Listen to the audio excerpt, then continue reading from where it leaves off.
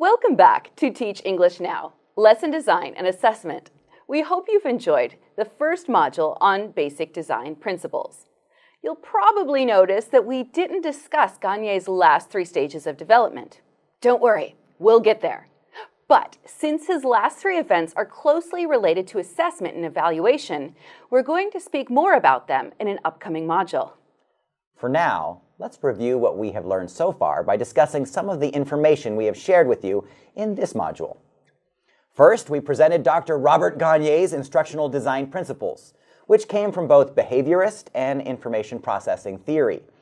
In general, his theory assumes that in order for instruction to be received well, that there is more to it than simply pouring information directly into the brain, an assumption that we strongly agree with. While not all of his instructional events may be necessary for every lesson, we find them useful to discuss as a sort of ideal lesson plan. Gagne's first 3 events of instruction are gaining attention, informing students of objectives, and stimulating prior recall of instruction. Remember that gaining the attention refers to more than just telling students, "Hey, let's go, it's time to start class." Rather, gaining attention refers to helping shine a spotlight on the theme or information you wish to share as you begin a lesson.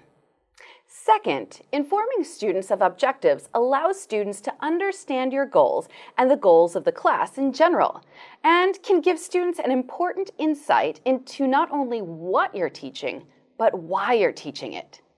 And finally, stimulating prior recall of instruction is a tool for both student and teacher. For a student, it allows them to strengthen neural pathways and become more ready to connect new information with information you've previously shared.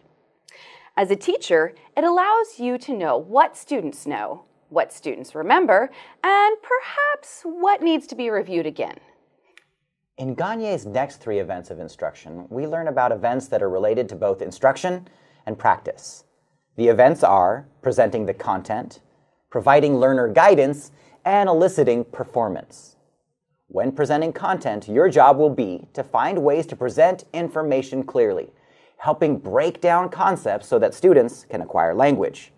No doubt you will use teacher talk, stories, diagrams, visual aids, and all of those things that you have seen from dynamic, engaging instructors.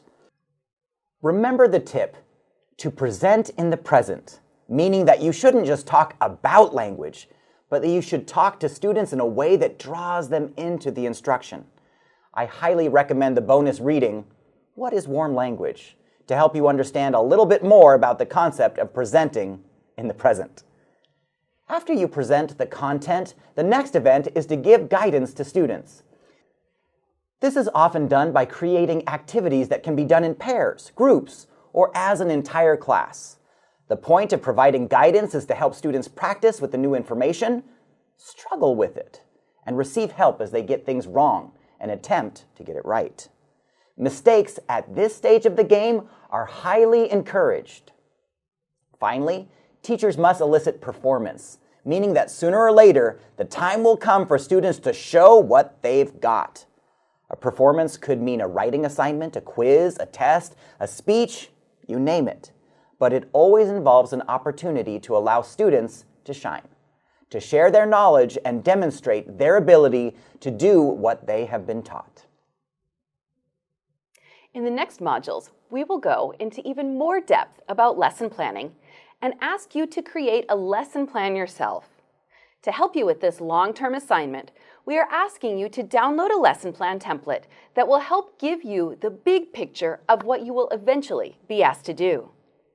We will also be asking you to respond to a writing prompt at the end of each module, and this writing prompt will guide you to create a certain portion of the lesson plan. For this module, however, our writing prompt will be a bit different.